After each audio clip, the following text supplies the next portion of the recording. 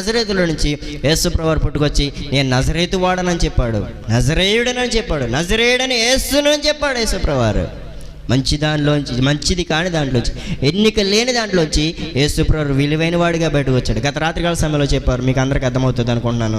APS విషయంలో చూసినప్పుడు వేదన, సంతోషం లేదు అతనిలో, ఆనందం లేదు అతనిలో, దుఃఖముతో నిండిపోయినటువంటి స్వభావంలోంచి గొప్ప సంతోషాన్ని దేవుడు అతడికి అనుగ్రహించాడు. అతన్ని ఆశీర్వదించి, విస్తరించి, తోడుగా ఉండి, కీడుంచి తప్పించి అతను ఎంత దీవెనకరంగా మార్చాడు. ఎంతో వేదనతో నిండిపోయినటువంటి తన జీవితాన్ని ఎంతో సంతోషకరంగా మార్చేశాడు. అందరూ తృణీకరించిన యేసుప్రభువారు మాత్రం తృణీకరించలేదు. అందరూ చేదరించుకున్నా యేసుప్రభువారు చేదరించలేదు. నువ్వు నా వాడవు, నువ్వు ఎలాంటివాడవైనా పర్లేదు, నువ్వు ప్రార్థన చేస్తే తప్పక ఆ ప్రార్థన నెరవేరుస్తానని చెప్పి అతడు చేసినటువంటి ప్రార్థనగా ప్రతిఫలాన్ని దేవుడు అతడికి అనుగ్రహించాడు కదా.